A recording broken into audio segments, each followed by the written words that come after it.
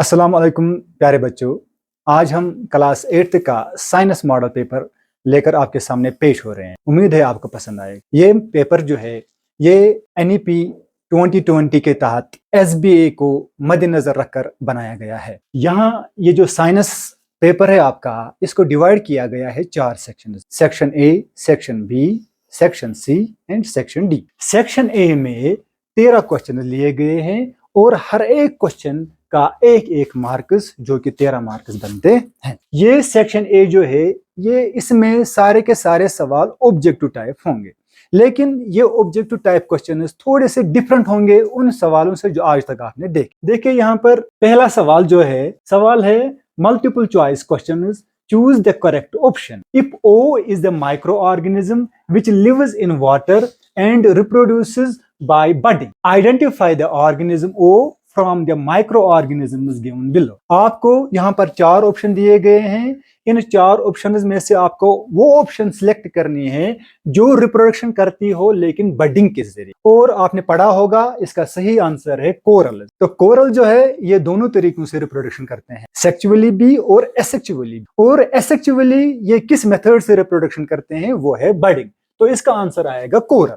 चलिए अब question number दूसरे पे आते हैं। सवाल है the number of images formed by 2 adjacent plane mirrors depends on the angle between the mirrors as shown in figure below. नीचे शक्ल दी हुई है, दिखाया गया है कि 2 मिरर्स के दरमियान जो एंगल थीटा है वो दिया गया है। तो हमें निकालना है कि इन 2 प्लेन मिरर्स पे कितनी इमेजेस बन सकती है, और हमें पता है कि ये डिपेंड करता है कि उनके दरमियान कितना एंगल होगा। यहाँ पर एंगल कितना है, find the number of images formed when angle between mirrors is 60 degree. यहाँ पर जो एंगल है, जो एंगल थीटा है यहाँ पर दिया गया है वो है 60 डिग्री। तो इसका आंसर निकालने के लिए आपको फॉर्मूला है कि वो है number of images is equal to total angle 360 degree divided by जो थीटा हमारा है वो है 60 डिग्री, माइनस करना है 1। तो यहाँ पर क्रॉस मल्टीप्लिकेशन करेंगे। अब हम 360 को माइनस करेंगे, 60 वो रहेगा 300, डिवाइड करेंगे 60, कसर काटेंगे 0 0 कैंसिल, 6 1 6, 6 5 30। तो इसका आंसर निकला है 5। तो ऑप्शन बी जो है वो इसका आंसर है। तो क्वेश्चन नंबर 3 है identify the natural source of air pollution. पहला है automobile exhausts, smoke from factories, coal fired power station. ये तीनों के तीनों human made source of pollution है, लेकिन डी ऑप्शन जो है volcanic eruptions and forest fire, ये इसका सही है। Question number 4 the chemical formula of the rust. आपने पढ़ा होगा रस्ट की जो केमिकल फार्मूला है वो है Fe2O3। अब क्वेश्चन नंबर 5 पे आते हैं। Water which is suitable for drinking is called, it is known as portable water. तो ऑप्शन सी इसका आंसर है। इसी तरह से question number 6 the way that is not used to conserve water. पहला ऑप्शन है रियूज, दूसरा है रिड्यूस, तीसरा है रिसाइकल। ये तीनों हम यूज करते हैं, लेकिन रिप्लेस इसमें सही आंसर है, ये हम यूज नहीं करते हैं वाटर को कंजर्व करने के लिए। अब क्वेश्चन नंबर 7 पे आते हैं। Identify the micro organism shown in the figure below. यहाँ पर डायग्राम्स बनाई गई है माइक्रो ऑर्गेनिजम्स की। हमें इनको ऑर्डर में, यहाँ इनको ऑर्डर में रखा गया है। हमें सिलेक्ट करना है राइट ऑप्शन कौन है इनमें, जिसमें ऑर्डर के हिसाब से उनका नाम आएगा। जैसे पहला जो है ये जर्डिया है, दूसरा है ट्रिपेनोसोमा, तीसरा है यूग्लिना, चौथा है एमीबा। तो हमें देखना है इन 4 ऑप्शंस में से एक कहां पर आते हैं। तो ऑप्शन ए जो है वहां पर सही ऑर्डर में लिखे गए हैं, तो ये इसका आंसर है। इसी सेक्शन ए में आपको ऐसा क्वेश्चन भी दिखेगा जहां पर आपको केस बेस्ड क्वेश्चन होंगे, केस स्टडी करनी है। वहां पर आपको उन्हीं में से एक पैसेज होगी वो पढ़ना है, और उन्हीं में से नीचे दिए गए क्वेश्चन को फिर आपको आंसर देना है। यहाँ पर केस स्टडी जैसे student performed an activity to show the effect of manure and fertilizer on the growth of the seedlings. He took 3 pots, pot A, pot B, pot C, with same kind of seedlings as shown below. Pot A contains ordinary soil without any manure or fertilizer. Pot B contains soil that is mixed with manure, and pot C contains soil mixed with fertilizer. The important type of manures are farmyard manure, green manure, compost, sea manure, and poultry manure, while the important types of fertilizers are nitrogen, phosphate, and potash, जिनको हम एक साथ बोलते हैं NPK. Other fertilizers are urea, calcium, ammonium nitrate, CAN extra. एक case है कि 3 pots लिए गए हैं, port A, port B, port C, और तीनों पॉट्स में सीडलिंग्स लगाए गए हैं। पहला वाला जो पार्ट है उसमें कोई फर्टिलाइजर, कोई मैन्योर यूज नहीं किया गया है। दूसरा पार्ट जो है उसमें सिर्फ और सिर्फ मैन्योर इस्तेमाल किया गया है। और तीसरा पार्ट जो पार्ट सी है उसमें फर्टिलाइजर इस्तेमाल किया गया है। तो उसी के हिसाब को ये समझ के आपको फिर नीचे क्वेश्चन होंगे, उनका आंसर आपको देना है। Which part contains soil that is mixed with potash और यूरिया। आपको बोलना है इन 3 पॉट्स में से किस पॉट में पोटेशियम और यूरिया मौजूद है। तो हमें पता है किस में होगा, वो सी में होगा। तो इसका आंसर है पॉट सी। इसी तरह से इसका दूसरा सवाल जो है इसी केस का, वो है pot C shows the maximum growth in comparison to pot B, this is because. Pot C जो है उसमें प्लांट की ज्यादा ग्रोथ है as compare to the pot B. वो क्यों है वो आपको बोलना है। ये ऑप्शन ए बोलता है fertilizers are not good for plant. Option B बोलता है fertilizers are not soluble in water. Pot C बोलता है fertilizers are rich in plant nutrients like nitrogen, phosphorus and potassium. और पॉट डी बोलता है fertilizers have all the nutrient that a plant needs. तो इसका answer है, जैसा कि हम वहां पैसेज में पढ़ते हैं, उस केस स्टडी में हमने पढ़ा कि fertilizers are rich in plant nutrients like nitrogen, phosphorus and potassium. तो यही इसका सही आंसर है। इसी तरह से question number 10, identify correct match of manure and fertilizer. आपको मैच देखना है मैन्योर और फर्टिलाइजर को, फिर सही ऑप्शन बोलना है। GM means green manure is chemical fertilizer. ये हमें पहले ऊपर से पढ़ा है कि ये केमिकल फर्टिलाइजर नहीं, ये मैन्योर है, तो ये पहला ऑप्शन नहीं आएगा, छोड़िए इसको। तो दूसरा ऑप्शन है CAN is chemical fertilizer. CAN में कैल्शियम अमोनियम नाइट्रेट, ये तो फर्टिलाइजर है, ठीक है। एंड एनपीके इज मैन्योर, मगर एनपीके मींस नाइट्रोजन, फास्फोरस और पोटेशियम, ये भी तो फर्टिलाइजर है, तो मैन्योर नहीं है, तो ये ऑप्शन भी नहीं आएगा। एनपीके इज मैन्योर, लेकिन हमने पढ़ा कि एनपीके नाइट्रोजन, फास्फोरस और पोटेशियम ये फर्टिलाइजर है, तो ये भी नहीं आए। तो ऑप्शन डी क्या है, NPK nitrogen, phosphorus, potassium is chemical fertilizer है, ठीक है। And FYM farm yard manure, green manure is manure, तो ये इसका सही ऑप्शन है, ऑप्शन डी। इसी तरह से सेक्शन फर्स्ट में आपको और एक टाइप के क्वेश्चन आएंगे, वो है assertion and reason type question. आपको स्टेटमेंट्स दिए होंगे, उनके साथ साथ रीजन भी दिया गया होगा, आपको सिलेक्ट करना है कौन सा ऑप्शन उसका आंसर होगा। यहाँ पर अगर हम देखेंगे, पहले आपको डायरेक्शंस दी गई है। In the following question a statement of assertion A is followed by a statement of reason R, mark the correct choice is। आपको इनमें से फिर हर एक सवाल का आंसर सिलेक्ट करना है। जैसे कि ऑप्शन ए जो है, ए बोथ assertion यानी कि स्टेटमेंट एंड रीजन और reason are true and reason R is correct explanation of the assertion A। ये पहला ऑप्शन रहेगा आपके लिए। both assertion A and reason R are true, but reason R is not the correct explanation of assertion A। C part जो है वो है assertion A is true but reason R is false, और D है assertion A is false but reason R is true। तो अब हम आएंगे क्वेश्चन पे जहां पर assertion भी होगा, रीजन भी होगा, हमें उनको समझ के फिर ऊपर वाले जो ऑप्शन है उनमें से सही ऑप्शन सिलेक्ट करना है। assertion पहला है, the bubbles of a gas may be formed on the electrode. ये assertion है, ये स्टेटमेंट है। ये स्टेटमेंट कहता है कि जब इलेक्ट्रोड होते हैं उन पे बबल्स पैदा हो सकते हैं। ये assertion सही है, होते हैं बबल्स पैदा। अब देखते हैं रीजन क्या है।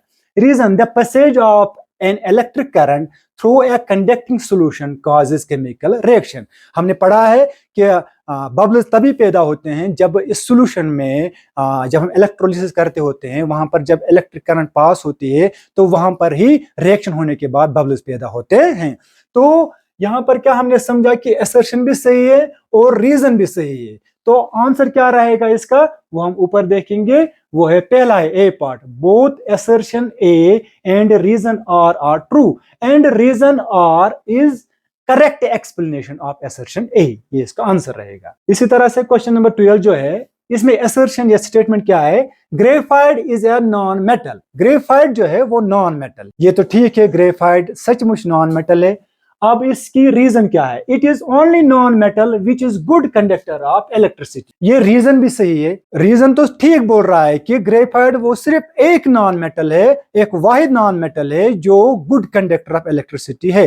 लेकिन ये असर्शन जो है, स्टेटमेंट जो है, ये बोलता है ग्रेफाइट एक नॉन मेटल है, लेकिन हमें बोलना था ना क्यों, इसके रिलेटेड रीजन होना चाहिए। लेकिन ये दोनों इसकी प्रॉपर्टी बयान करते हैं, रीजन उसके साथ मैच नहीं करता। तो हम देखेंगे इसका आंसर ऊपर क्या आएगा।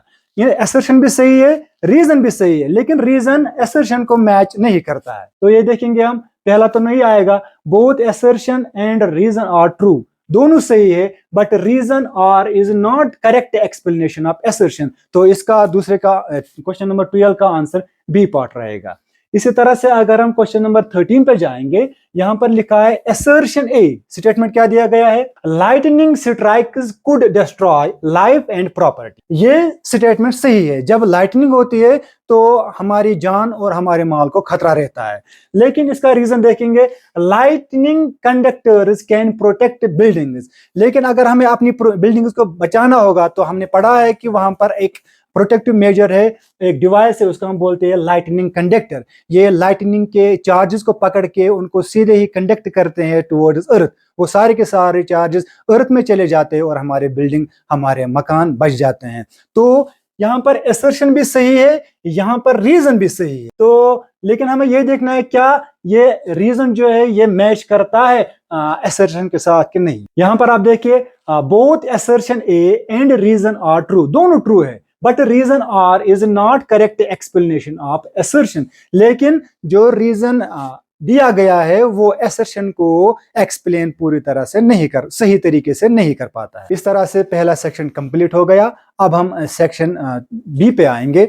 आपने देखा होगा सेक्शन ए में सारे के सारे सवाल जो थे वो ऑब्जेक्टिव टाइप थे, हर एक सवाल का एक एक मार्क्स दिया गया है। तो अब हम सेक्शन बी में देखेंगे, यहाँ पर आपको 6 क्वेश्चन मिलेंगे, हर एक क्वेश्चन 2-2 मार्क्स का होगा, तो टोटल मार्क्स आपके पास रहेंगे 12 मार्क्स। तो क्वेश्चन नंबर 14 जो इसमें है वो है, student A has to push a lighter books and student B has push a similar heavier books on the same floor, who will have to apply larger force and why. यहाँ पर books similar है, फर्क कितनी है, एक book जो है वो हल्का है, दूसरा है वो भारी है, हेवियर है।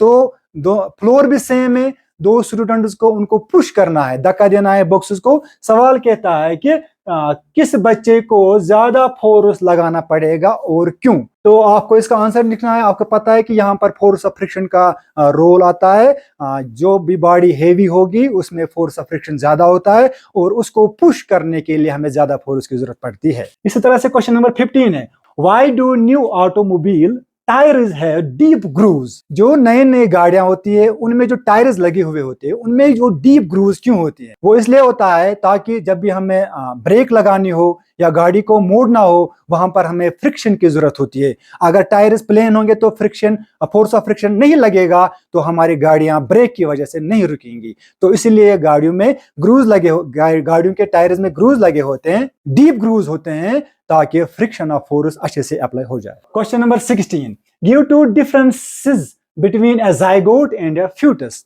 आपको 2 डिफरेंसेस बोलनी है, जाइगोट और फ्यूटस में कौन कौन सी है। आपको पता है जाइगोट जो है वो एक सेल का होता है और फ्यूटस होता है मल्टीपल सेल का। जाइगोट जो है वो बनता है जब स्पर्म और एग आपस में फ्यूज होते हैं, और ये फ्यूटस जो है वो तब बन जाता है जब जाइगोट को डिवीजन होता है, तब जाके फ्यूटस बनता है। और ये जो जाइगोट होता है वो फ्लोपियन ट्यूब में बनता है और फ्यूटस जो होता है वो यूट्रस में होता है। आपको 2 ही बोलने हैं, आप बहुत सारे लिख सकते हो। क्वेश्चन नंबर 17 है, keeping in view the figure first. ये फिगर दी गई है, What will be the angle of incidence? Angle of incidence क्या रहेगा when the sum of angle of incidence and reflection is 100 degree. अगर इस एंगल और इस एंगल का सम है 100 डिग्री, आपको बोलना है ये एंगल ऑफ इंसिडेंस कितना होगा। तो आपने पढ़ा होगा कि angle of incidence is equal to angle of reflection. तो टोटल एंगल्स इनका सम जो है वो है 100 डिग्री। हम डिवाइड करेंगे 2 से, क्योंकि ये 2 एंगल है, वहां पर डिवाइड करने के बाद 50 डिग्री हमें आंसर निकलता है। तो इसका आंसर ये रहेगा। अब है question number 18, what are various characteristics of image formed by a plane mirror. आपको यहाँ पर सवाल दिया गया है कि प्लेन मिरर के ऊपर जब इमेज बनती है तो उसके कैरेक्टरिस्टिक्स क्या क्या होते हैं। आपको पता है कि प्लेन मिरर पे जो इमेज बनती है वो वर्चुअल होती है, वो स्क्रीन पे नहीं बनती है। दूसरा, वो इरेक्ट होती है, मीन्स हमारा हेड जो है वो हेड ऊपर ही आएगा और हमारे फीट जो है वो नीचे आएंगे। तीसरा, उनमें लेटरल इन्वर्जन होता है। अगर हम प्लेन मिरर में अपने आप को देखेंगे तो हमारा जो लेफ्ट साइड है वो हमें राइट साइड में दिखाई देगा और हमारा राइट साइड जो है वो लेफ्ट में दिखाई देगा। और जो हमारी इमेज होती है प्लेन मिरर में, जितनी दूर हम मिरर से होंगे उतनी ही दूर हमारी इमेज भी मिरर से होगी। और पांचवा जो साइज हमारा होता है, जो साइज ऑब्जेक्ट का होता है वही साइज इमेज का भी होता है। अब हम आते हैं क्वेश्चन नंबर 19 पे। What happens when first dilute sulphuric acid is poured on a copper plate. यहां पर मैं आपको बोलूं, अगर कंसंट्रेटेड सल्फ्यूरिक एसिड होता, अगर हम उसको ऐड करते कॉपर के साथ, रिएक्शन करते कॉपर के साथ, तब जाके रिएक्शन होती, वहां पर हाइड्रोजन आयन निकलता और वहां पर कॉपर सल्फेट बनता। लेकिन जब हम डाइल्यूटेड सल्फ्यूरिक एसिड डालते हैं तो वहां पर कोई रिएक्शन नहीं दिखाती। इसी तरह से दूसरा सवाल है, iron nails are placed in copper sulphate solution. अब अगर हम आयरन नेल्स को कॉपर सल्फेट सॉल्यूशन में डालते हैं तो वहां पर रिएक्शन होती है, कॉपर भी मेटल है और आयरन भी मेटल है। आयरन रिप्लेस करता है कॉपर को, वहां पर आयरन सल्फेट बनता है और कॉपर निकलता है। इसी तरह से right word equations of the reaction is involved. पहले में तो कोई रिएक्शन नहीं होती है, दूसरे में अगर आपको रिएक्शन दिखानी होगी तो ऐसा रहेगा। आयरन को हम लिखेंगे Fe, इसको अगर हम ऐड करेंगे कॉपर सल्फेट सॉल्यूशन, रिएक्शन होने के बाद वहां पर आयरन सल्फेट बनेगा और कॉपर रिलीज, कॉपर बाहर निकलेगा। तो ये इसकी रिएक्शन रहेगी और ये इसकी इक्वेशन। इसी तरह से अब हम आएंगे सेक्शन सी पे। सेक्शन सी जो है वो है शॉर्ट आंसर टाइप क्वेश्चन। इसमें 5 सवाल होंगे, हर एक सवाल के 3-3 मार्क्स होंगे, टोटल में आपको 15 मार्क्स रहेंगे। ये पहला क्वेश्चन नंबर 20 जो है वो है, lightning and thunder takes place in the sky at the same time and at the same distance from an observer. Lightning is seen earlier and thunder is heard later. Explain why. जब बादल गरजते हैं, वो गरजते भी एक ही साथ है और लाइटनिंग जो है वो भी एक ही साथ होती है। मींस थंडर भी एक ही साथ और लाइटनिंग भी एक ही साथ होती है। लेकिन हम पहले लाइटनिंग देखते हैं, उसके बाद थंडर हम सुनते हैं। ये क्यों? ये इसलिए है कि आपको पता है लाइट जो है वो ट्रेवल करती है फास्टर देन साउंड। इसी तरह से question number 21, a child studying in a coastal region tests the drinking water and also the sea water with his tester. He finds that the compass needle deflects more in the case of sea water. What are the reasons? एक student है, वो test करता है सी water को भी, coastal water को भी। वो समंदर से भी पानी लाता है और साहिल पे जो पानी है उसको भी लेता है, दोनों को टेस्ट करता है। लेकिन उसका जो कंपास होता है, उसकी जो नीडल है वो डिफ्लेक्ट करती है तब जब वो टेस्ट करता है सी वाटर, वो उस वक्त ज्यादा डिफ्लेक्ट करती है as compare to coastal water. वो कैसे? क्योंकि सी वाटर में साल्ट ज्यादा होता है और जिस सॉल्यूशन में साल्ट ज्यादा हो उसकी कंडक्टिविटी ज्यादा होती है, और जब कंडक्टिविटी ज्यादा होती है, इलेक्ट्रिसिटी ज्यादा चलती है, तो वहां पर मैग्नेटिक फील्ड ज्यादा बनता है, और जहां जहां पर मैग्नेटिक फील्ड स्ट्रांग हो वहां वहां पर कंपास की नीडल ज्यादा डिफ्लेक्ट करती है। इसी तरह से क्वेश्चन नंबर 22 है, define asexual reproduction, describe 2 methods of asexual reproduction in animals. आपने पढ़ा होगा कि रिप्रोडक्शन के 2 टाइप्स है, सेक्सुअल रिप्रोडक्शन और एसेक्सुअल रिप्रोडक्शन। सेक्सुअल रिप्रोडक्शन में मेल और फीमेल सामने आते हैं, लेकिन एसेक्सुअल रिप्रोडक्शन में एक ही पेरेंट जो है, एक ही ऑर्गेनिज्म जो है वो अपने ऑफस्प्रिंग को जन्म देता है। और यहाँ पर मिसालें देनी है, आप मिसाल दे सकते हो हाइड्रा जो बडिंग के जरिए रिप्रोडक्शन करता है, आप अमीबा का मिसाल दे सकते हो जो बाइनरी फिशन के जरिए एसेक्सुअल रिप्रोडक्शन दिखाता है। इसी तरह से question number 23, how is excessive accumulation of carbon dioxide in the atmosphere related with global warming. यहाँ पर बोला गया है कि कार्बन डाइऑक्साइड की क्वांटिटी अगर एटमॉस्फेयर में ज्यादा हो तो उसको वो हम कैसे रिलेट कर पाएंगे ग्लोबल वार्मिंग से। आपको पता है कि कार्बन डाइऑक्साइड हमारी जिंदगी का अहम हिस्सा है, लेकिन उसकी क्वांटिटी बहुत कम है, 0.03% है हमारे एटमॉस्फेयर में। लेकिन अगर इसकी क्वांटिटी ज्यादा बढ़ गई तो वो हमारी जिंदगी के लिए, हमारी जमीन के लिए बहुत खतरा साबित होगा। क्यों? क्योंकि वो सन की रेडिएशन जो अर्थ पे आती है उनको ट्रैप करता है, उनको बाहर नहीं जाने देता है, जिसकी वजह से एटमॉस्फेयर का टेम्परेचर बढ़ जाता है, जिसको हम ग्लोबल वार्मिंग कहते हैं। फिर आपको पता है कि ग्लोबल वार्मिंग के कितने बैड इफेक्ट्स हमारे एनवायरनमेंट में पड़ते हैं। What are antibiotics, what precautions must be taken while taking antibiotic. Question number 24 है कि एंटीबायोटिक्स हम किन्हें बोलते हैं और इनको लेते समय हमें किन किन प्रिकॉशंस का ख्याल रखना चाहिए। एंटीबायोटिक्स आपको पता है ये है, एंटीबायोटिक्स मीन्स एंटी माइक्रोबियल और एंटी बैक्टीरियल सब्सटेंसेस। ये वो चीजें होती है जो बैक्टीरिया या माइक्रोबियल या माइक्रो ऑर्गेनिज्म को मारने के लिए या उनकी ग्रोथ को रोकने के लिए इस्तेमाल किए जाते हैं। इनको इस्तेमाल करते समय हमें इन चीजों का ख्याल रखना चाहिए। पहला ये कि हमें मेडिसिन तभी लेने चाहिए, हमें एंटीबायोटिक्स तभी लेने चाहिए जब हमें डॉक्टर प्रिस्क्राइब करे। दूसरी बात, हमें दूसरों की एंटीबायोटिक्स को इस्तेमाल नहीं करने चाहिए। तीसरी बात, अगर हमें एक बीमारी के लिए एंटीबायोटिक्स डॉक्टर साहब प्रिस्क्राइब करता है तो हमें वो दूसरी बीमारी के लिए इस्तेमाल नहीं करने चाहिए। चौथी बात ये कि हमें ज़्यादा टाइम के लिए एंटीबायोटिक्स को अपने अलमारी में, अपने घरों में नहीं रखने चाहिए, उनको हमें बाहर फेंकनी चाहिए। और जब अल्लाह खुदा ना खास्ता हमें और बीमारी हो तो हमें फिर डॉक्टर के पास जाना चाहिए और वहां से फिर नए एंटीबायोटिक्स खरीदने चाहिए। इस तरह से आप इसका आंसर दे सकते हो। अब है सेक्शन नंबर डी। इसमें हमें सिर्फ 2 ही क्वेश्चन होंगे। एक क्वेश्चन 5-5 मार्क्स का होगा तो हमें इसमें 10 मार्क। पहला क्वेश्चन जो है 25th जो क्वेश्चन है वो है make sketches of animal cell and plant cell, state 2 differences between them. आपको डायग्राम बनाना है प्लांट सेल और एनिमल सेल, फिर आपको 2 डिफरेंसेस बोलनी है। आपको पता है कि 2 डिफरेंसेस क्या है। एक तो प्लांट सेल में सेल वॉल होता है, एनिमल सेल में सेल वॉल नहीं होता है। प्लांट सेल में प्लास्टिड होता है, एनिमल सेल में प्लास्टिड नहीं होता है। प्लांट सेल में बड़ा वैक्यूल होता है, एनिमल सेल में छोटे वैक्यूल्स होते हैं। मगर ये ओपन चॉइस क्वेश्चन है, अगर आपको पहला वाला नहीं आएगा तो आप इसका और पार्ट कर सकते हो। वो है cells are basic structure units of living organisms, explain. दुनिया में जितने भी ऑर्गेनिज्म है उनकी बेस जो है वो सेल है। आपको एक्सप्लेन करना है कि ये सेल कैसे एक बड़े ऑर्गेनिज्म को जन्म देती है। क्वेश्चन नंबर 26 है हर्षित, a student of class 8th, is observing certain changes in his body like hoarseness in voice। यहाँ पर hornness है लेकिन ये hoarseness है। He also observes that these changes are taking place in all his classmates who are boys, and these changes are different from his classmates who are girls.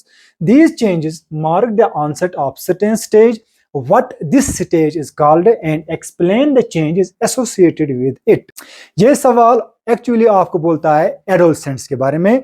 आपको बोलना है कि एडोलसेंस कौन सा स्टेज होता है लाइफ का, और उसमें इंसान के अंदर, एक बच्चे के अंदर कौन कौन सी चेंजेस पाई जाती है। आपने इसको बखूबी पढ़ा होगा, आप इसको आंसर दे सकते। अगर ये नहीं आएगा तो इसका भी और पार्ट है, वो है Duhan observes his grand mother scolding his on every day for giving birth to 3 baby girls instead of a boy। Duhan immediately stood up and told his grandmother that giving birth to a boy or a girl is not in her hands and there is a scientific mechanism behind it। Explain the mechanism which makes a fertilized egg develop into a boy or a girl। Actually ये भी reproduction से ही लिया गया है ये सवाल, biology से। इसमें आपको पता होगा, आपने पढ़ा होगा कि इंसान के अंदर 2 तरह के क्रोमोसोम्स होते हैं।